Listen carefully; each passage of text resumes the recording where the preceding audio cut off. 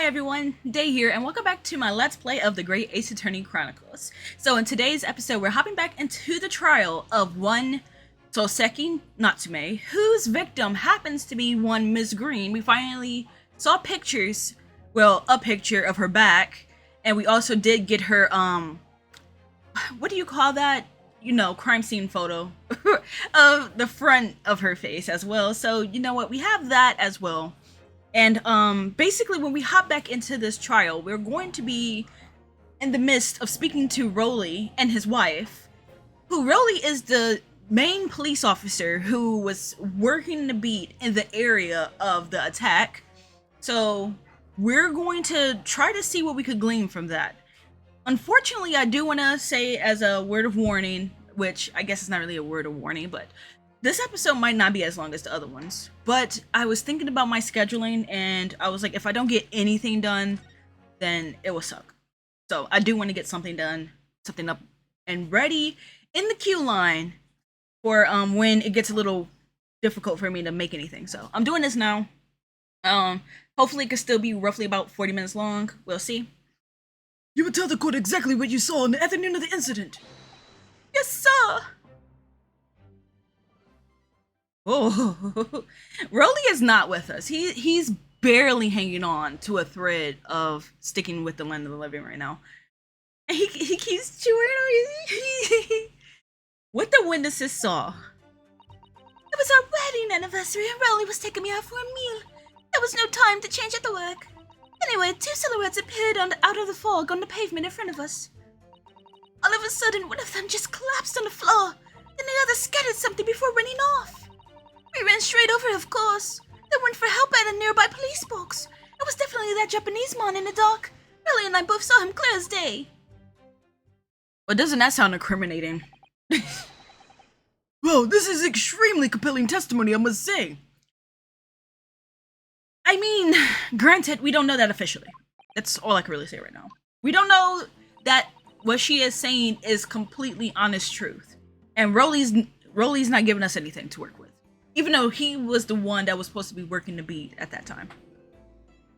Oh dear, this policeman and his wife are claiming to have positively identified Mr. Natsume at the scene. If their testimony is true, the alternative course of events that you established in the summation examination will be quashed. I hope not. I know that's what Von Zeeks want, but I personally hope not. It's definitely, in fact, because that alternative was never viable in the first place. Blah, blah, blah, blah, blah. What an unfortunate bechancing. And on your wedding anniversary, too. Oh, I know. But I still managed to go out for the evening with my man. I thank the Lord for that. Gosh, the life of a London Bobby sounds very hard indeed. Indeed. However... I didn't expect Von Zeeks to actually agree with this. This cross-examination will be over in minutes. You may well have time to rest this afternoon. Okay, sir. Like, he's just so trim. Like, come on. Dude is working that outfit. What do you mean by that? I'm sorry. Sometimes Ryunosuke asks questions about things that kind of feel a little obvious to the rest of us. My learned friend, the witnesses saw the man, or the face of the man, fleeing the scene. They are testifying under oath that it was without doubt the accused Mr. Soseki Natsume. Oh no, juror number 3! He's my favorite! No, don't sway him! And one of these witnesses is a policeman, no less, so you appreciate the gravity of the situation, I'm sure. Except that the man's so tired, his wife has to do all the talking. Yeah, exactly. So I feel like there might be something we can grab onto. Just because it's not him that's speaking, but her. And I will take anything I could get at this point, obviously. We shall take anything we could get at this point. In the preamble, counsel for the defense, commence the cross-examination, please! Yes, my lord! Cross-examination. Hopefully I could keep up. I know I'm kind of like speeding through this. I don't want to speed through it, but I also want to make progress because this game is freaking long. But this case and trial in general feels like it's going to be long. And I do need to make sure that, like, she didn't do it, you know? especially since she's claiming that she actually caught she caught Soseki in the act. So she already sounds sus, you know, because if Soseki didn't do it, then obviously she's telling a lie. Or she saw things wrong. One or the other. Okay. It was our wedding anniversary and Relly was taking me out for a meal.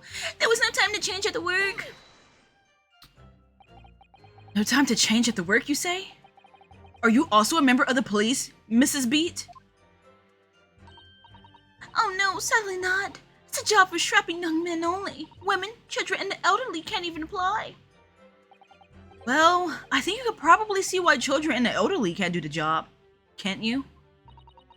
I think Rolly looks ever so handsome in his uniform. It suits you down the ground, doesn't it, darling? Careful now. Well, I just finished my beat. Pat and I were heading back to the station. I was actually planning on getting changed there. I mean, he sounds so tired. I don't know. I feel like that's a fitting voice for him, I think. Is he talking in his sleep? This is creepy. If he's talking in his sleep, I have to say that we could probably believe, like, maybe 90% of what he's saying, right? Oh no, really? I much prefer you in uniform. Sometimes I don't recognize you when I see you in plain clothes. Oh dear, that doesn't seem healthy. No, I wanted to make... There was just so much I want to comment on when I play this game, but sometimes you really just have to let it be water on glass. You can't possibly comment on everything. Kindly adhere to the point. You were going for a meal after you had finished your beat for the day, correct? That's right, sir. Yes. Although I was fit to drop, to be honest, after spending the whole day on my feet. But policing is my life, sir. As long as I'm the proud owner of this, I'll serve my city and my queen to the end. What's that now? Unfortunately, I can't really even pretend to do a British accent while also trying to make him sound tired. That's difficult. My warrant card, sir, proves that I'm a London copper. It has the noble founding principles of the force written on it as a reminder to all us policemen of our sworn duty to patrol the streets of London town and uphold the peace of the common man. Sir, and for such a noble cause, I cover 20 miles every single day without fail and without a grumble. Because I know that the prodding of my boots is all the Londoners need to hear to feel safe and secure. So fighting crime doesn't appear to come into it then. But sir, just on that one particular day, I was looking forward to celebrating my wedding anniversary. Mrs. Beate puts up with the lot of being married to a bobby like me. Wanted to show my dear wife how much I care. I have to wonder if your wife cares. She says she barely recognizes you outside of a dang police uniform. What the heck? I feel like that's a little insulting. Oh, Pat. Oh, really? Oh, what a charming couple. Their young love is such a joy to behold. Even you agree that it's probably unhealthy that she doesn't recognize him outside of his uniform. Okay, granted, that doesn't make their whole relationship, obviously. But it is a bit concerning. If my boyfriend was to tell me he could not recognize me outside of my outfit, that's a little concerning. Like, what? I have to literally wear the same outfit for you to recognize me? How does this work? If a little over the top, perhaps. And then, kindly describe what happened next.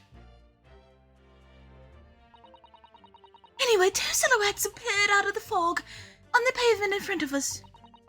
Oh, wait. I'll read that later. No, I didn't want to press this one. Oh well, we're here now. Scattered something? What do you mean by that? Oh well, I couldn't quite make out what it was at the time. But then when we got closer, we realized what it was. Didn't we, darling?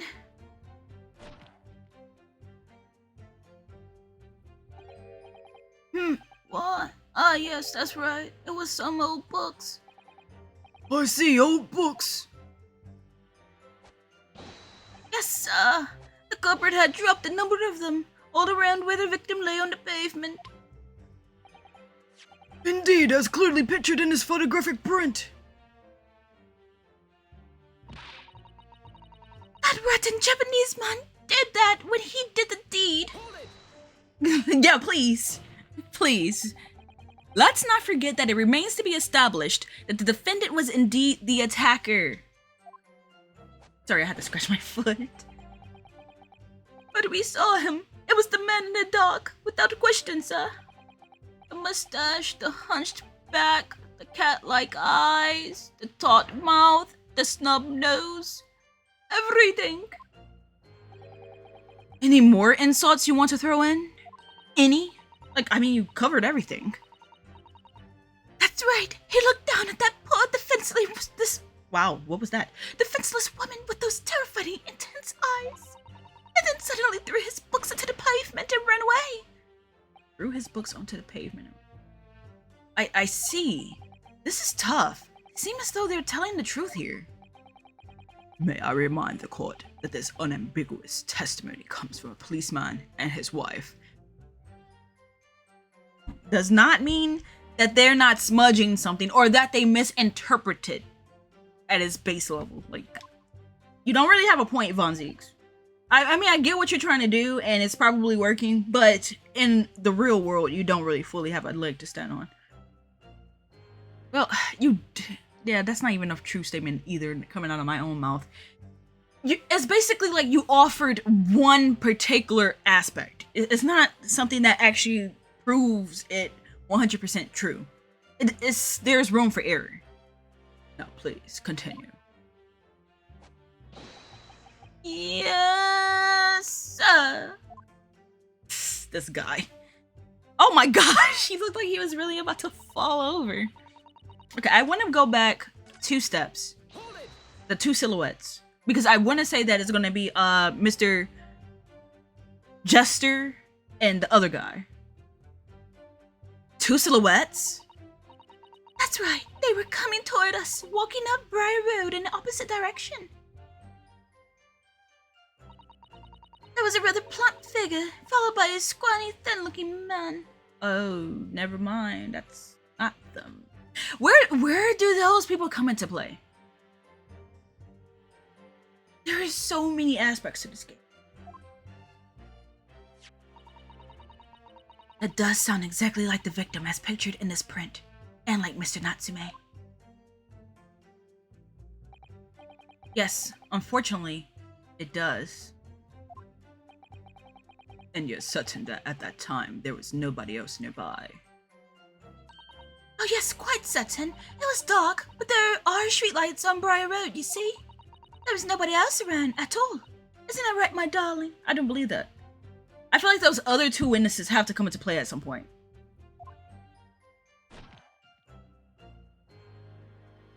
And honestly, if I had to choose between the both of them to be the most sus, the fact that Jester lives at that dang place, I think less him and more the other guy who we barely got a chance to speak to, which is kind of insane, but yeah, that's if I had to choose like between one or the other of them. What? Yes, that's right. Of course, there was a light fog on the ground. But Briar Road is a dare shade. You could see a fairly long way down the pavement. Then there's the street lighting as well. Didn't see any other but dash 3 and Before sleep takes a firm hold, your answer, please, Mr. Beate. Are you quite sure of what you've just said? Yes, sir. As a copper who spends all day every day keeping watch on the streets, I'd swear to it, sir. I'm as sure as my love for Patricia is true. Oh, but... Oh, Rowley. They're still maintaining there was no one else around other than the victim and the attacker. It's starting to seem like that must be how it really happened. It's beginning to look a lot like Christmas. Sorry. Let me not break character that deeply. It's beginning to seem like there's nowhere to run. But that didn't stop Mr. Natsume, did it? He fled the scene all too convincingly, to the point where now everyone is out to gun him down. Literally, everyone. Thank you. I believe we have a reasonably clear idea of the situation just before the incident now. What happened in the crucial moments that followed? Okay, I believe I pressed on that one. We ran straight over, of course, and then went for help at a nearby police box. Was it your husband who went to fetch help? No. I went. I may not be a police officer myself, but I am a proud rifle one, after all. Isn't that right, my darling?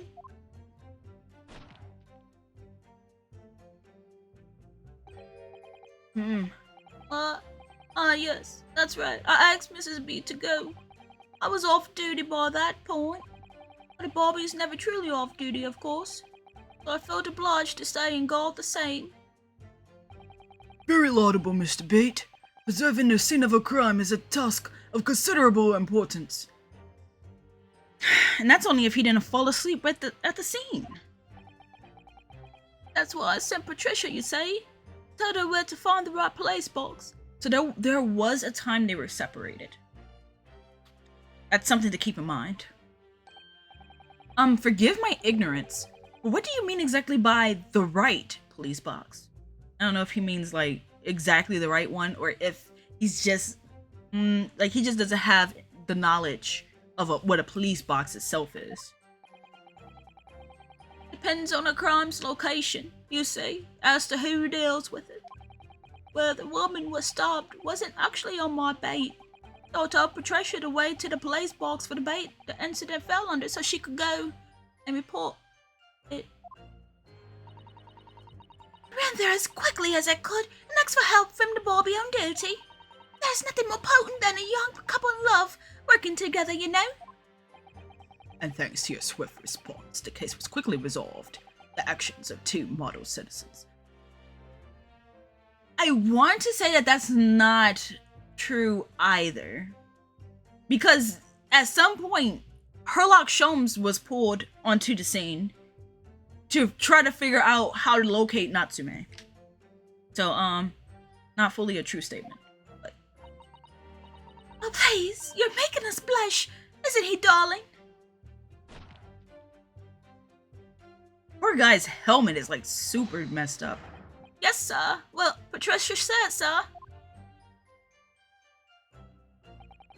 Let's move on, shall we? This might be tough. It was definitely that Japanese man in the dock. Melody and I both saw him clear as day. Not clear as day because it was evening and it was foggy, and yeah, just because you saw him under streetlights does not mean you saw him clearly. Exactly. But surely you wouldn't have been able to see his face by the light of the gas street lamps, would you? We absolutely could. Us Londoners have exceptional eyesight, I'll have you know. Right. The light from the street lamps was more than enough. And my husband already told you that the fog was only light, didn't he?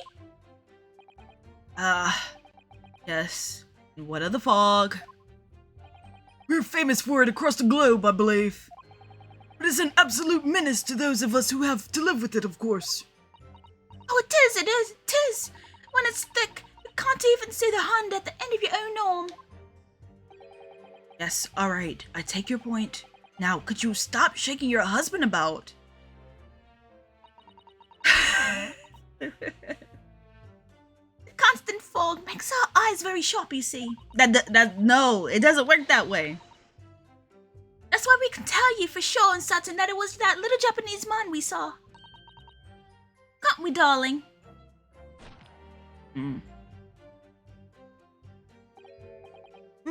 Well, yes. It was the accused and no mistake.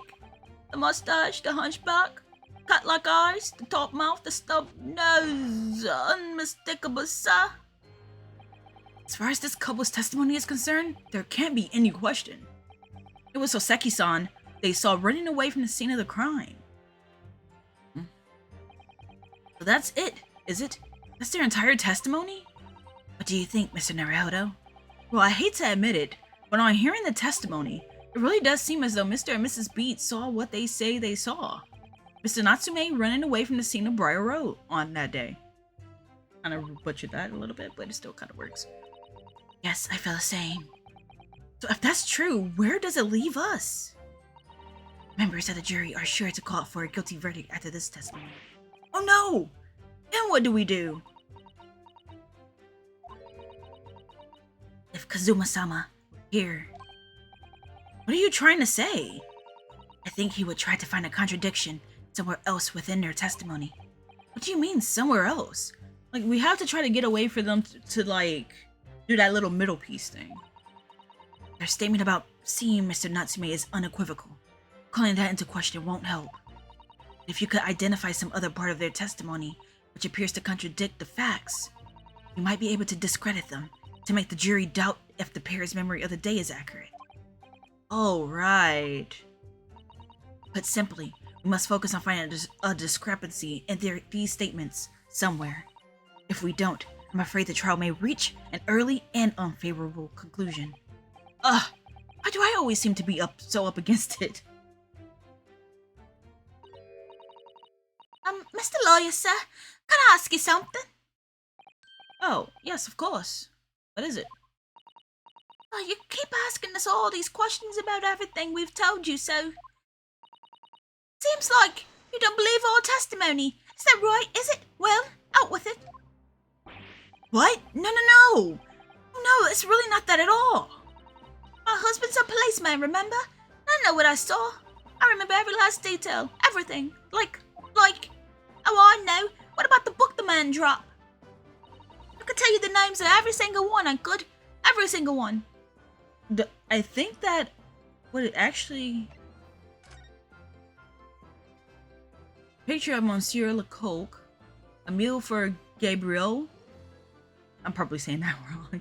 Canterbury Yearnings. Yeah, bring it on, lady. Bring it on. And you dare to question how reliable my testimony is? That will do, Mrs. Beate. No, it won't do at all. She's getting mad. That Japanese lawyer has no idea what I'm capable of. Even if I decide to forgive him for insulting us, don't think for a minute that Rolly will. I really didn't mean to cause offense. Please put your husband's fist down. Perhaps you would like the opportunity to supplement your testimony, Mrs. Beate. I'm going to rewatch that. I didn't see his toupee move. Might that appease you? Oh, thank you, my lord. That will settle things nicely. Wouldn't it, darling?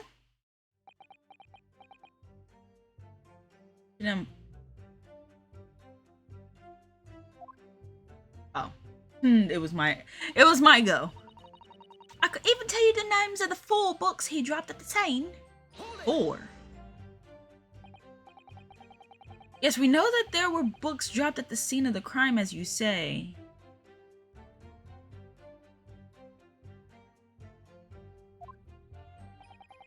Those purchased by the accused at the nearby second-hand bookshop on the day in question. After I'd been to the police box for help, I decided to have a good look over the area for good measure. I'm a proud policeman's wife, after all. I did it for Rowley. And what was your husband doing at the time? Oh, he was lying face down in the snow, getting some well-deserved rest. He works ever so hard, you know, ever so hard. Don't you, my darling? Interesting way of guarding the scene of the crime. Well, Mrs. Beate, seeing as you've regaled the court with tales of your powers directly...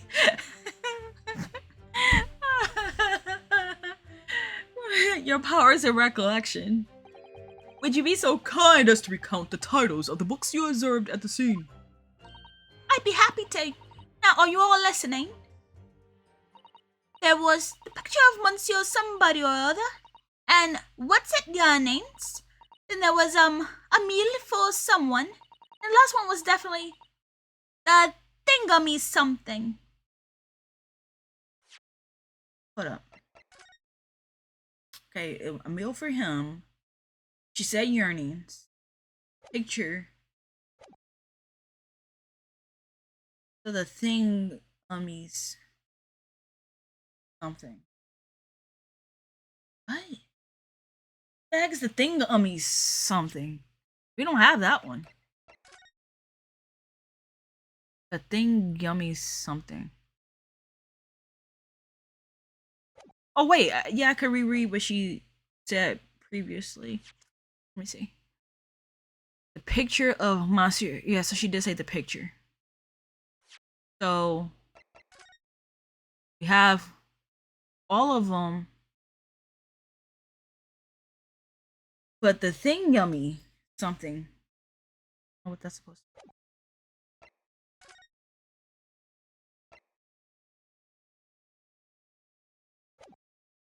That's missing in action. And it's not like any none of these books actually You say? Yes, I see there are one or two holes in your memory. Oh well, they were along those lines, I'm quite sure. The thing yummy something. Ah, this game. There were indeed books found at the scene with titles along those lines, as you put it. Well, what did I tell you? So I think it's very main the way you've been implying that my testimony can't be trusted. Do you agree, darling? Whoa!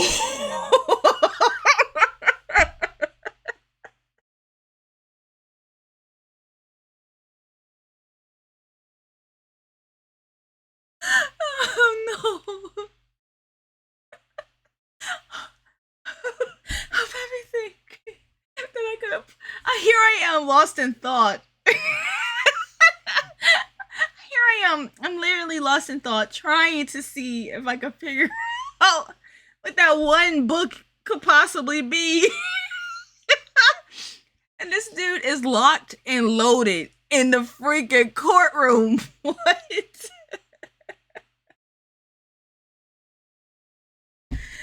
Okay. Wow. Talk about being caught off guard. Sheesh. And here I thought Rolly was like innocent. Like I never expected him to just Anyone who upsets my Patricia will have me to answer to. Oh my god.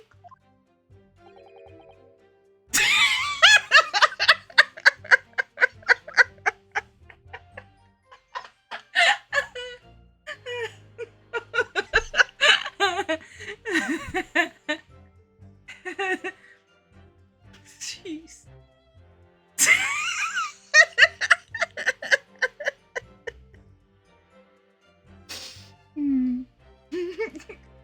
Okay, the whole scene just caught me completely off guard. Terrifying. Yes, she really is. Yeah, more him than her. She wasn't the one getting ready to swing a gun in one of our directions. Oh man. Whew. So that's it, is it? That's their entire testimony? What do you think, Mr. Naruhodo? Well, I hate to admit it, but on hearing the testimony, it really does seem as though Mr. and Mrs. Beate saw what they say they saw. Mr. Natsume running away from the scene on Briar Road that day. Yes, I feel the same. So if that's true, where does it leave us? The members of the jury are sure to call for a guilty verdict after this testimony. Oh no, then what do we do? Oh. Okay, we can skip this. Time is short, and Rolly just made it shorter because he had me cracking up. I guess you could say he had me rolling on the floor laughing. I hope this is right, but I'm going to present the fact that he only bought 3 books, and we'll go from there. So you're saying that there were 4 books? That's right, I remember all of them. A picture of Monsieur Somebody, What's it yearnings, a meal for someone, and the thing yummy something. Thing yummies. thing gummies. Like, I don't like it. But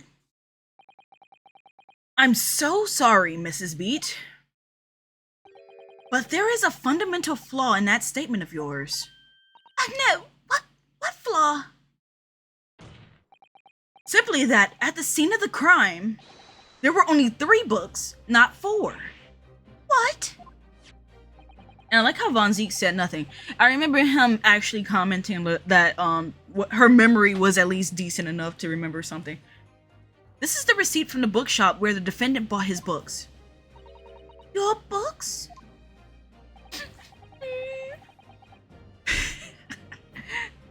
Jeez, these two. Yes, and it details Mr. Natsume's purchases that day. But as you can see, only 3 books, uno, dos, tres, are listed. Only 3? But no, that can't be. I remember seeing them. There were 4 books, I tell you. 4 dirty old books. Oh, really? Have a good look at this photographic print on of the scene of the crime. As you can clearly see from this evidence as well, there are only 3 books. But I just don't believe it. I saw them there. I swear it. I saw them. No, madame. I'm afraid your powers of observation cannot be relied upon.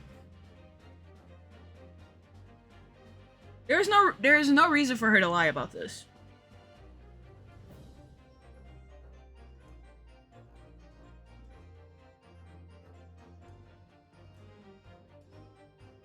I hope that there's no reason for her to lie about this part.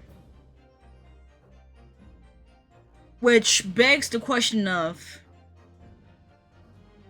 if that part of her testimony can be believed, contrary to what Ryunosuke is saying. Why would someone remove a book, and who removed the book? Because everyone has been saying that Soseki has ran away like immediately. So you wouldn't and plus she was guarding the crime scene at some point. I don't know. I feel like that's going to be relevant somehow. But I just don't see her needing a reason, or not needing a reason, but she doesn't have a reason, rather, to lie about that. It's kind of a weird thing to lie about. Plus, on top of that, she gave us, as horrible as if it was to decipher that stuff, she gave us the names of the books. So it cannot be denied that though you say it was the defendant you saw, you could very well be mistaken. I know. No. Okay, I see where I see what he's trying to do here. I agree with that. Like, you need to try to sway them. Von Zeeks? It's plainly evident that it is your powers of deduction that cannot be relied upon, my learned Japanese friend. What? What cannot be denied is that these 2 witnesses saw the accused running from the scene. I'm sure. But that you know very well you have no hope of disproving. So you've striven to avert attention from that by dint of some inconsequential discrepancies. Would that be fair? I don't know, let's ask fair play. Juror number one. He sees right through me. I mean, it was pretty blatant. Nothing was really hidden about it. But your plan has somewhat recoiled against you. Not fully, not unless you could pull up the other book. What are you talking about? It's quite simple.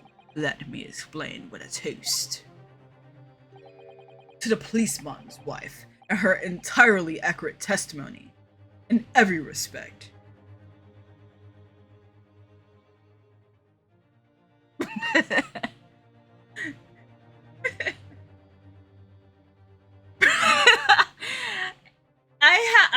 I can't agree with you, Von Zeeks. Like, even if you want to say that she did see 4 books, she did not name those 4 books correctly. So entirely accurate feels doubtful from the start. Oh, You see, the matter is not up for debate. At the scene of the Briar Road, a total of 4 books were most definitely found. But what about the photographic print? It only shows 3 books. Quite right. Only 3 can be sane. That print. That print? You mean to say there's another one that you held from the court? You dirty dog! Allow me to present another, one that shows the victim's hand. I don't believe it. The Lion's Pride.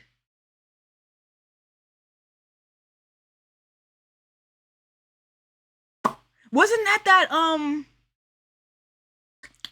why can't I think of his name right now? Mr. Garadeb. See, I feel like I'm kind of cheating because I rewatch my own videos. So in so doing that, it's like certain things kind of stay in my mind fresher. But plus this book looks singed. And I remember him saying, thanks to me watching my own script over, that he said that okay, maybe I don't remember it fully, but abbreviated, he mentioned how he lost this book, and I feel like I commented something on it, but needless to say, The Lion's Pride was the book that his favorite book. It's the 4th book. What I don't understand is, how does she end up with the book? As you will observe, the 4th book was hidden from view, the original print by the victim's torso. So did Joan actually...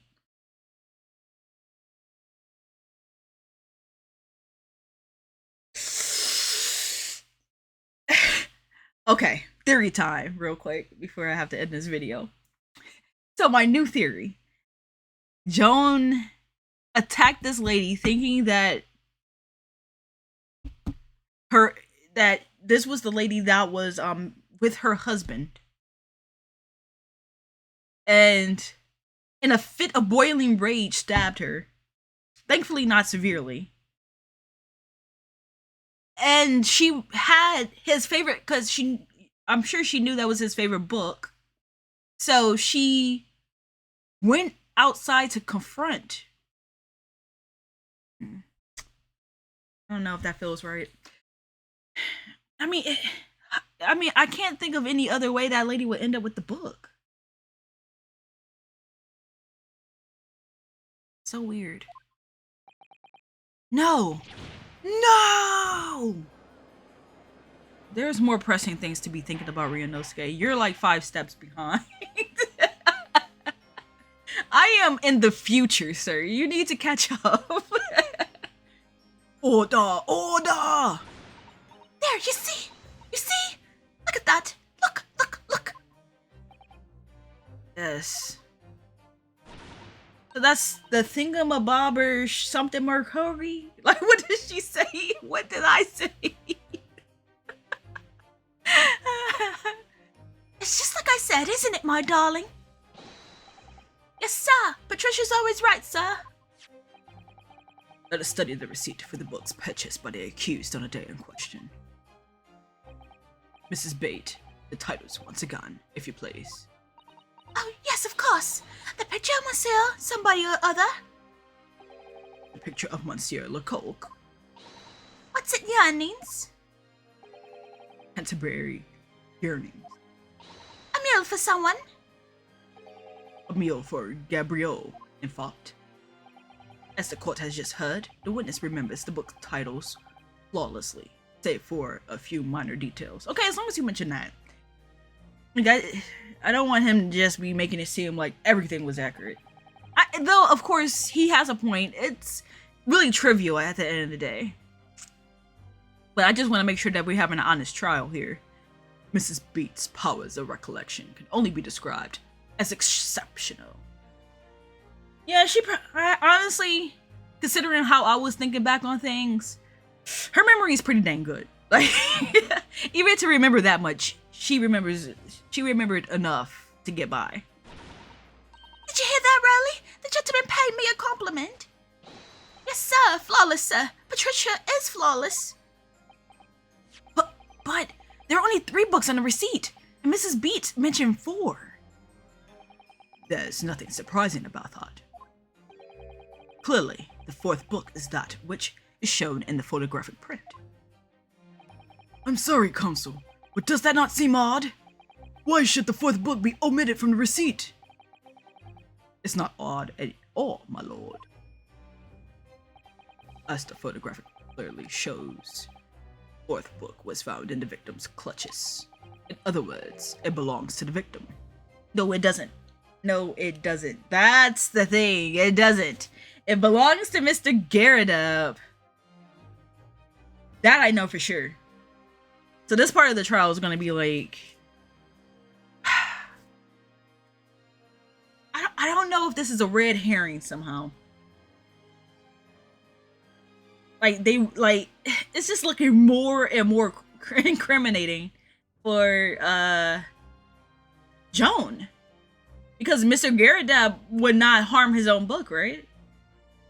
So it's looking like Joan came down at some point.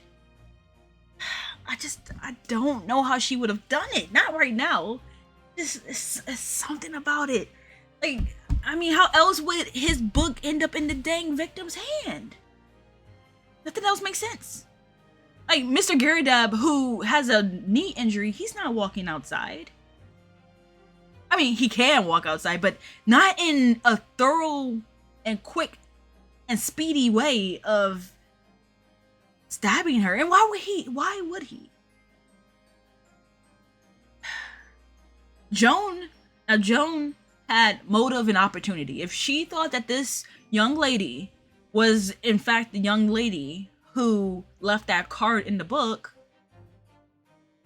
because I feel like they mentioned that for more than just they mentioned that happened. Like, okay, yeah, obviously it led to that whole entire room getting wonked. I don't know. I don't want to overthink anything.